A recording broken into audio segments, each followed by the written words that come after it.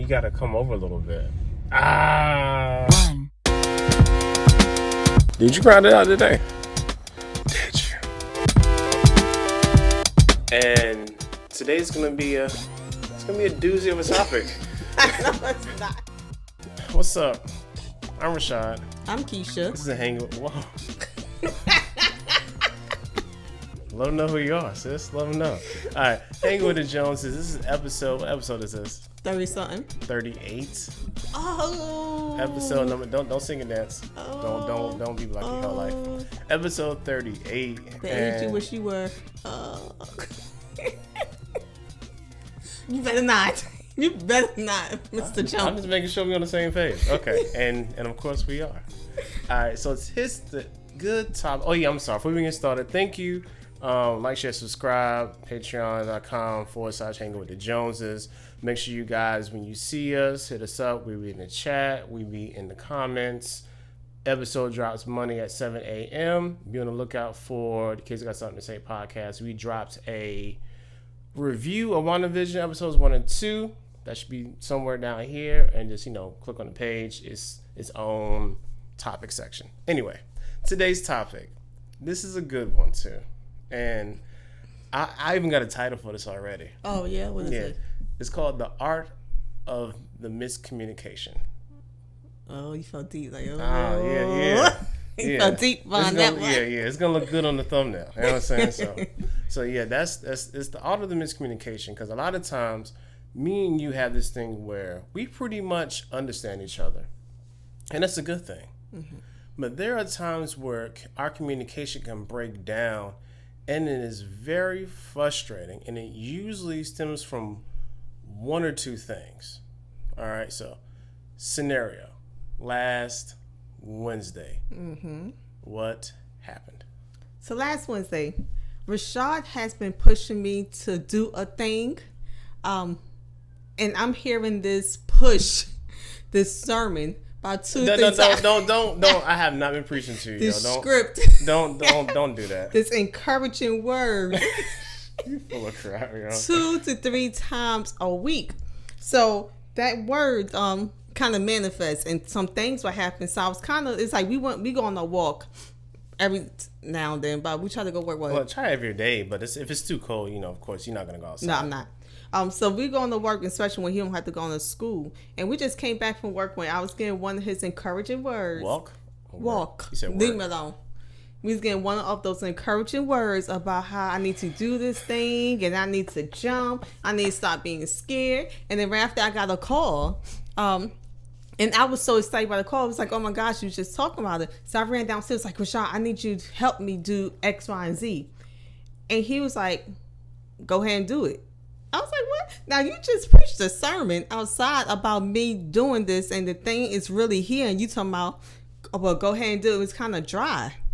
So my perception is like, okay, so you said all that, but when it comes down like here it is, you're backing out, like you're not there. And in my ass, I'm just like, just show me how to enter this system. I got it from here. What was your perception? All right, so I have we first a little bit like hour earlier. You had lunch. Kids had lunch. Mm-hmm. After our walk, you got the phone call. I am clearly downstairs preparing lunch for myself. Mm-hmm. I am also like 30 minutes later than I would normally eat. So I'm like pretty hungry right now. Plus my body is just adjusting to this new diet. So I'm trying to prepare lunch. You come downstairs clearly happy, and I am trying to match your level of enthusiasm, even though I'm hungry, which like matching your enthusiasm has been like an ongoing conversation in our relationship ever since the beginning, because those things hardly ever coalesce. Never. So me being cognizant, I'm like, okay, let me try to really, because we just talked about this. In my mind, I'm like, I just want to eat right now. If I could just eat, get my mind focused, reset, then I could be readily available to help you, right? Mm-hmm. So I give you the information. So you just go ahead and look it up. Let me and as I'm preparing my lunch, I'm like, let me just do this, then we can do this. and you walk away with with a certain amount of disdain in your walk. But go back. Because You're saying that you say it now, but that's not what you said in the moment. What you said was, "Can't you see I'm eating?" no, I didn't say can't. I said, don't you see I'm trying to prepare Same lunch thing for to me. myself. See, apples on. That's the same Yeah, thing but with me. like, but But don't you say it's prepare lunch? Actually, I did not see him preparing lunch because I get the call. I'm upstairs. I'm running downstairs, kind of shout like, "Hey, I just got a call." I'm running downstairs, so I really didn't see him preparing his lunch. Also, I was excited, and I thought he would be excited because it's literally what he just said 2 minutes ago. Yeah. So I'm thinking you would be excited. So sometimes with Rashad, this is our continuous thing. Rashad when he doesn't say what he's thinking in his head. It's always like a waltz like that. You can't see I'm fixing my lunch or I'm fixing my lunch. But when he explained what he just said, I would have got that as opposed to I'm fixing my lunch. It's like, well, you the one told me to take the jump. And while I was asking him, it was some website I had to get on. And I was like, can you just pull up the website for me? And then that website wouldn't go for some reason. Remember? Yeah, and I literally said, hey, here's the website. Just look. I said, just look it up. But that's the thing. I was looking up, but the website wouldn't go. And Rashad is familiar with the website than I am. So I was like, well, can you help me with this website? And he was like, I'm eating. I walked out. I was pissed. So that brought up the conversation of why was that such a miscommunication? Yeah. So so that fast forward to later on that evening because I wanted to revisit it and I'm trying to get better, just trying to understand the why of things when it comes to us talking and just communications in general, because most of the time I don't really have to care about it. I can just say a thing and be done with it. But like I know with you, and then even in general, I shouldn't be like this anyway. I should care more than I do. Like it shouldn't just be this cut and dry like, yo, that's what I said, that's how I feel, yada yada, that's it. There should be more of a conversation. So we sat down and talked about it, and your question was what? Do men and women communicate differently? If our perceptions are only shaped because of our gender, right? Which I'm mixed about that. Yeah, I'm mixed too. I think gender, because Rashad male friends, I'm more similar to his male friends, like personality wise, and Rashad is more similar to my female friends. Like my best friend and Rashad and my mother kind of is the same personality. Like this is black and white. This is it. I don't care. That's kind of it. I said with your male friends, we kind of have a middle ground. However, the way we communicate is totally different from your friends. You communicate like your friends, and I communicate like mine. I mean, Rashad can tell you a story, or even his friends can tell you a story, and I'm like, what happened? Where it happened? When it was happening? What the person was wearing? And they're like, I don't know. Like, okay, what? So after they say this, then what happened after that? And they're like, what? And me and my female friends are like, if we have bring a story, we're going to say, girl, such and such, and we're going to have the detail. We're going to have who, what, when, where, and why. You might just have the middle, the meat of the, and that's it. No, I don't think you get it is the synopsis. Yeah, he say something like, well, the board decide that we're going to stay home. Oh, what happened? I don't know. When did they decide? When does it start? Guess soon. It's like, what? You didn't tell me nothing. That's because even going back to the conversation, the miscommunication we had, because in my mind was, I'm trying to eat. Mm-hmm. Why are you trying to disturb me from eating just to jump and hop to what you want to do? You feel what I'm saying? And my mind was, I honestly didn't, because I was so excited, I didn't recognize he was preparing his food. But mine was literally what you just said just manifests 2 minutes later. I was thinking I was giving you encouragement. Yeah, and I was happy for you, but I was also hungry. It didn't look like no happiness. I was. But it still goes back to later on we discussed that, because sometimes when we are processing things later on, when Rashad has in his mind, it's not what he says. So after coming back, he's like, yeah, I was thinking, I really need a moment. And can you remember, like, you really need a moment? And I was just hungry. I was like, why you didn't just say that? Yeah, because to me, sometimes in the moment, that sounds selfish too. And then we discussed with communication.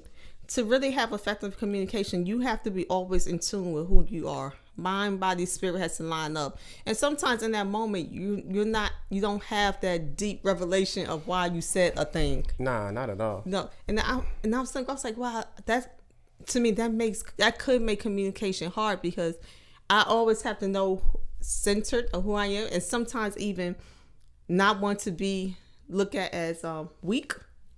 So, you won't say how you really feel. So you get the whole attitude and defense mechanism when you might feel, when the natural or the underlying thing might be so much simpler. Yeah. Like, instead, like, what? That's how you feel? Instead of, honestly, it was like, you really just hurt my feelings. Very true. And a lot of that goes to just how we as humans, we don't like the feeling of vulnerability. Being vulnerable is one of those things where you have to fully trust said person, and you also have to trust yourself. Yeah. To let yourself be in that state, because when you're purposefully vulnerable, a lot of things can happen. And most of those things that happen when you're, especially early on, when you're purposely vulnerable, is rejection.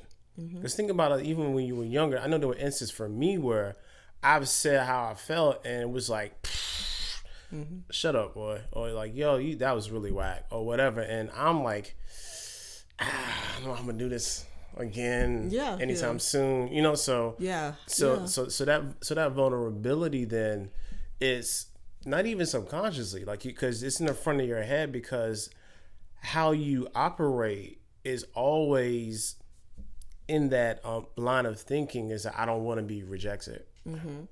And your communication, your words, is either not being rejected. Yeah.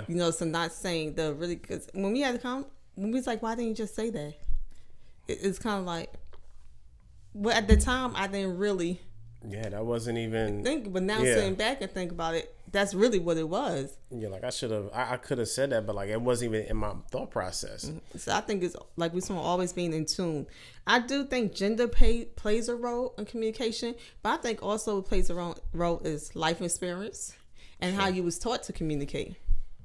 Very true. So if you came from a place where communication was always screaming, you was talking to each other, that's how you're going to communicate. That's how you consider effective communication. Or a place where, I know when I was younger, it was like a child should be seen and never heard. But then when you get older, it's like, well, when do you get your voice to learn how to talk? Yeah. And I thought that's Bible for a long time. Like, where's that at? Genesis. That was never Bible. Like, hey. That wasn't the Bible. Can you say Bible? It's just a strong. How many other people thought? It's a strong black euphemism. Now, how many other people thought that was in the Bible? Not maybe now, but when you was younger or somewhere, you thought that was actually biblical. It's like God said a child should be like, oh man, I'm disobeying God when I'm sick. And the erroneous thing is like it's the opposite. Right.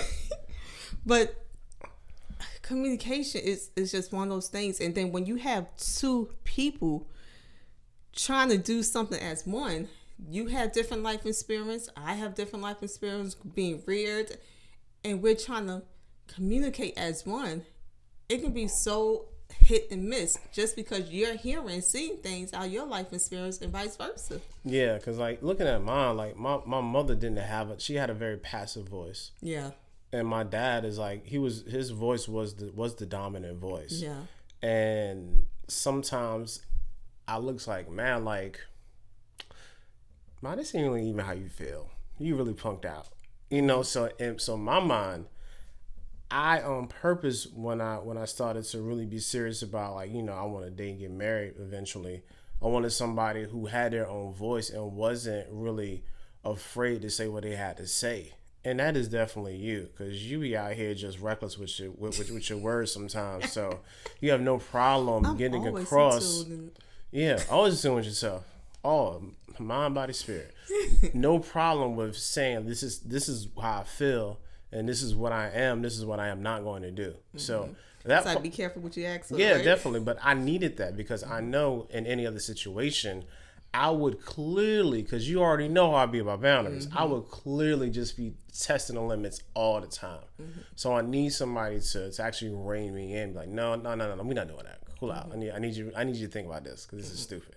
So that balance for me is you. And with that even being said, I don't want to go too long. Even with it being said, it also plays the same way in kind of like how you were reared too, because like I was saying on Wednesday, I said look at it. I said basically, you were reared by a lot of strong, independent women. So in a relationship, in a marriage, you can't be a strong, independent woman because you need to be interdependent of we need to be interdependent of one another. And pause on that, because even that could be offensive. It wasn't to me because we've been on this journey for 19 years now. But someone else, if you out there hearing like, what? You say I should be an independent woman? He's not saying that be independent. But honestly, when you decide that this is the covenant we're going to make before God, it's no longer just about you. I have this other person I have to consider. I made a covenant that this other person I'm going to consider. So it's no longer just me and being independent, because independent is like you just kind of you and you just handle your business. I have to now include you. Exactly. So we're interdependent. We can be apart and hold our own, but when we together, we can do that as well. Definitely. So no offense to, I'm an independent woman. No offense, but sometimes independence and marriage don't work, because if both of y'all happen, I'm an independent person. Where does the marriage go? Yeah, I mean, I can be independent of you. I have my own personality. I have my own identity. I am not a marriage. I am Rashad. But when it comes to me and you doing things, especially when it comes to these joint ventures, like, our household. Being married. It's being married. So I have to be interdependent of... And not dependent. And not definitely... But you know what? Even, I'm going to be honest with you. There's some things we might be dependent on each other, because some things you're stronger in than I am. Yeah, and that's where the interdependency plays in. Got it. Yeah. And not codependency. Because if I'm codependent on you, that means I need you to do it and that's it. And I'm not going to do it unless you do it, which we do. There are some things where we can easily be very codependent on, which probably we should both do a lot better at. But for the most part, we try to walk this fine line of being interdependent. And I'll wrap it up. I was telling Rashad that when individuals came to counseling and they said they came to counseling dolos, only just them, I want to work on communication. Okay, communicating with what? With who? Is this a issue? Like, you have problem communicating, period? No, I will learn how to communicate with my spouse. Well, how can you learn how to communicate with your spouse if your spouse not here? That's not an individual journey. Because what you're saying, okay, that's like if your spouse speak another language, you speak one, you tell them, well, y'all have to learn each other language. Because I can teach you all these great communication skills. You bring it home and your spouse is like, what? It's still the same because he hasn't learned or she hasn't learned anything. So I always recommend, if you want to build communication skills for your marriage, both of you need to participate in that. Because I can teach you a whole nother language, but your husband or your spouse don't know that language. So it's kind of like, well, you doing all these great things. It's going to bring more division into your relationship than more of you coming together, being interdependent, because you're doing great things, but you're not there because you didn't take the time to learn. Yeah. So it's different. Communication, like I have a problem communicating, period. Cool. That's independent. But something where I want to communicate with my spouse, communication means two. So it means that you need to throw something out there and you need your spouse to be able to receive it. Well, you can throw things out there, but since your spouse is not there, I can't help him receive it. So all those out there, if you want communication with your spouse, I strongly recommend let that be a marital or a couple thing. Don't come in by yourself because it's going to be difficult. You're going to like, nothing to change. Yep, you're right. Yeah, so how would be the best way for people, friendship relationships, couples marriages, for people to actually start to learn how to better communicate?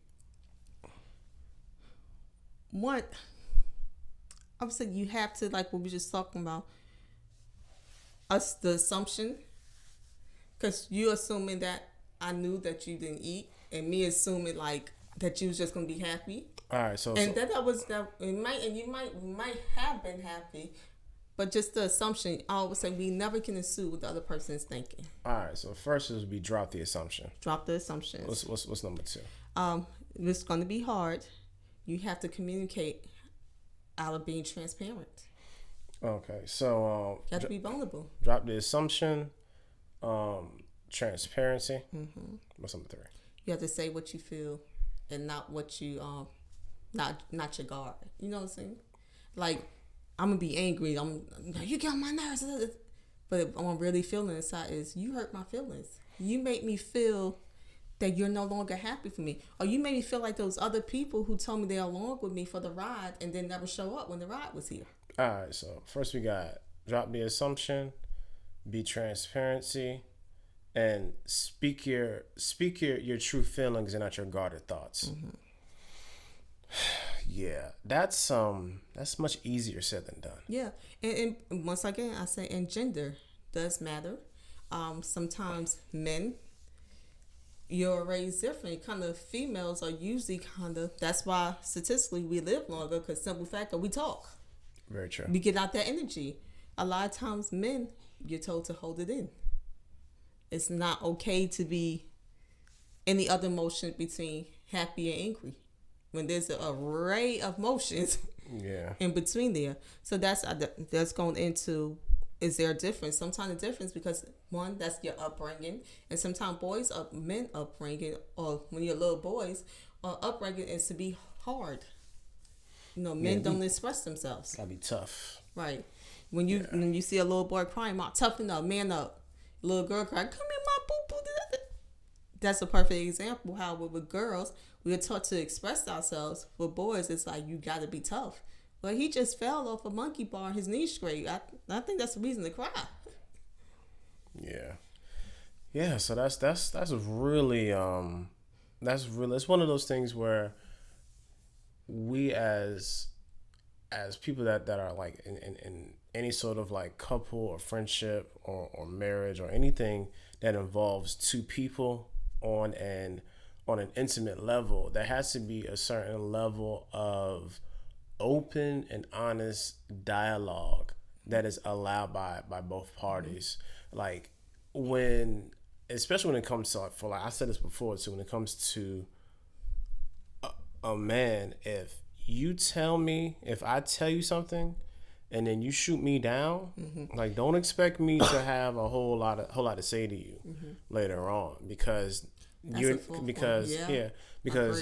not my safe place anymore. Like, you're not my my soft landing spot, because you rejected what I said, and either you made fun of it, either you dismissed it as not true, or you threw it back in my face at a later date.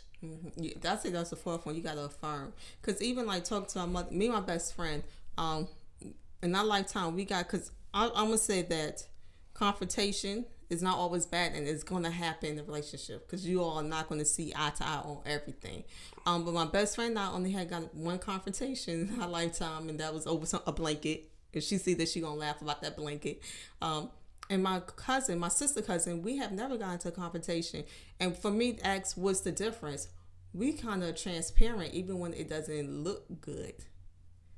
And we might even say, look, I know this is wrong, but I'll and just kind of spit it out that we may not say to everybody. And I have some really good friends so I can like, look, this is what I'm feeling. We're going to pray later. But let me tell you how I feel right now in this moment. And just having that transparency, to me, that helps eliminate those kind of confrontations.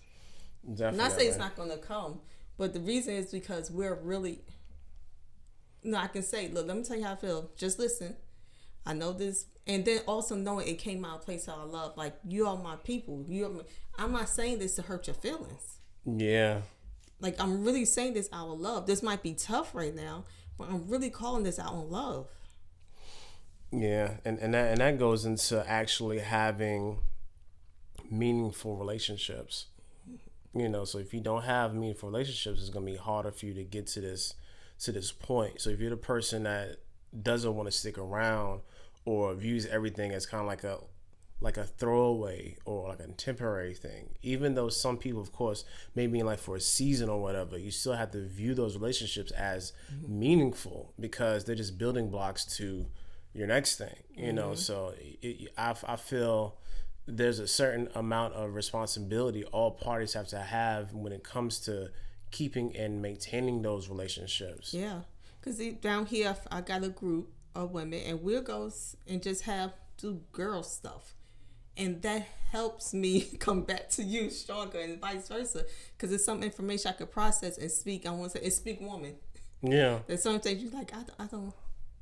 Rashad, I can't say all men, but Rashad is like, so what's the conclusion? No, when I tell a story, I like to go, I'm going to start from the beginning, then I'm going to start at the high, we're going to do a climax, and then I'm going to let you down. Rashad wants to hear the beginning and the end.